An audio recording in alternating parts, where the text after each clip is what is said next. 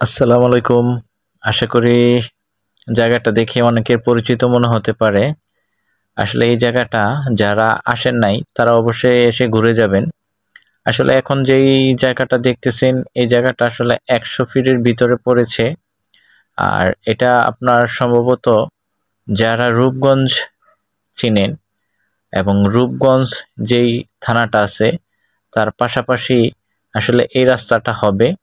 অ্যা অনেকেই হয়তোবা জানেন না যে আমাদের রূপগঞ্জ যেই শীতলক্ষ্যা নদী আছে সেই নদীর উপরে কিন্তু আরেকটা ব্রিজ হওয়ার সম্ভাবনা ১০০%। আর এই রাস্তাটা দেখতেছেন এটা সোজা রূপগঞ্জ যেই থানাটা আছে এখান দিয়ে বের হওয়ার সম্ভাবনা আছে। পুরাটা অলরেডি কমপ্লিট হয়ে গেছে।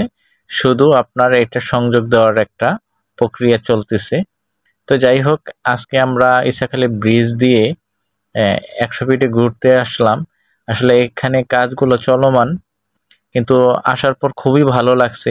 একটা সময় আমরা ৩০০ ফিট যখন প্রথম আসতাম তখন এই রাস্তাগুলো এমন দেখতাম, কিন্তু ৩০০ ফিট তো এখন আসলে ৩০০ ফিট না, আমার কাছে মনে হয় ৬০০ ফিট হয়ে গেছে।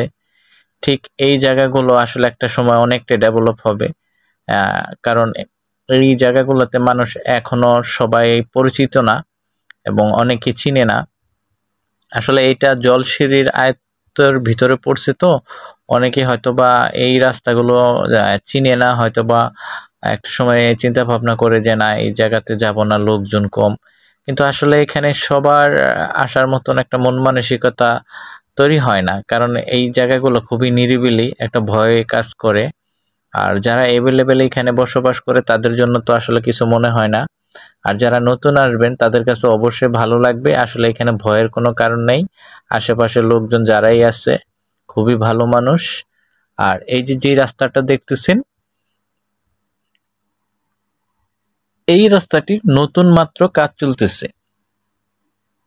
তো যারাই আসবেন খুব চিন্তা ভাবনা করে আসবেন, কারণ বৃষ্টি হলে এই রাস্তাটার অবস্থা খুবই খারাপ হয়ে যায়। এই রাস্তাটা আসলে চলে গেছে আমাদের রূপগঞ্জে ইসাখালী আছে, ইসাখালী ব্রিজের সাইড দিয়ে যে নগরপাড়ার রাস্তাটা ওই রাস্তার ভিতর দিয়ে ঢুকে গেছে। তো এই রাস্তাটা যদি হয়ে যায় তাহলে আমাদের রূপগঞ্জের যারা আছে, মানে আমরা যারা রূপগঞ্জ তারপর মুরাপাড়ার ভিতরে যারা আছি তারা যদি ঢাকায় আসলে এয়ারপোর্টের দিকে আমরা যদি রওনা হই কিংবা আমরা বাড্ডা যদি যেতে চাই, আমরা যদি এই বিকল্প রাস্তাটা ইউজ করি আমার মনে হয় বাড্ডাতে সম্ভবত আপনি ২০ মিনিটের ভিতরে পৌঁছে যেতে পারবেন যদি এই রাস্তাটা কমপ্লিট হয়ে যায়, কারণ রাস্তাটা এখনো কাঁচা, কাজ চলতেছে দেখেন হাতের বাম পাশে। ওইটা পিচ যদি হয়ে যায় তাহলে দেখা গেছে আমরা বাড্ডায় পৌঁছে যেতে পারবো ২০ মিনিটের ভিতরে। আমাদের রূপগঞ্জের জন্য কিন্তু ঢাকা ঢোকার জন্য এই রাস্তাটা হতে পারে একটা বিকল্প রাস্তা। তো যারা চিনেন না তারা এখনো এটা আপনারা ট্রাই করতে পারেন। কাঁচা হলো কিন্তু অল্প, কিন্তু রাস্তার পরিবেশটা খুবই সুন্দর হয়ে যাবে আশা করি, সামনে কাজগুলো চলমান আছে। তাই আমি এই রাস্তাটা বেশি দিন হয় চিনি না, কিন্তু একদিন হঠাৎ করে আমার এক ছোট ভাইকে দিতে আসার পর আমার এক গাড়ি ওলা বলল যে আপনি এই দিক দিয়ে যেতে পারেন। তো সেই সাহস করে একদিন চলে আসার পর থেকে এখন কন্টিনিউ এই দিক দিয়ে চলাফেরা করি, কিন্তু বৃষ্টি হলে রাস্তার পরিস্থিতিটা খুবই খারাপ হয়ে যায়।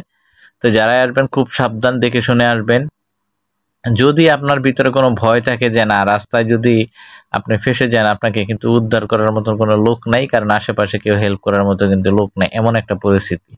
তো গাড়ি নিয়ে যখনই আসবেন খুব চিন্তা ভাবনা করে আসবেন। যদি আপনার মনে হয় যে না আপনার গাড়িটা ভালো, রাস্তায় কোনো ডিস্টার্ব হবে না, তাহলে আপনি এই রাস্তায় ঢুকতে পারেন, কারণ এখানে কিন্তু হেল্প করার মতন কোনো লোক নাই, কোনো দোকানপাট নাই। যদি আপনি একবার ফেঁসে যেতে পারেন তাহলে কিন্তু ভয়ানক একটা বিষয় আপনার সাথে ঘটবে, যেমন আপনি কারো হেল্প পাবেন না, কোনো মিস্ত্রি এখানে পাবেন না। তো সবকিছুর পর হলো আপনি যখন আসবেন সবচেয়ে বেশি একটা ইম্পর্টেন্ট বিষয়টা হচ্ছে যখনই আসেন যদি আপনি রাস্তা চিনেন তাহলে আপনাকে ঘুরতে হবে না, আর যদি রাস্তা না চিনেন তাহলে কিন্তু আপনি উল্টা পথে চলে যেতে পারেন। তো সচরাচর যারা এখানে আসে তারা অবশ্যই যদি কোনো কিছু না চিনেন অবশ্যই মানুষের কাছে জিজ্ঞেস করবেন। তা আমি অনেকদিন ধরে এখান দিয়ে যাতায়াত করি, তাই আমি কখনো আসলে আমার ভুল হয় না। তারপর যদি কখনো না চিনি আমি মানুষের কাছে জিজ্ঞেস করি কিংবা হেল্প নিতে চেষ্টা করি।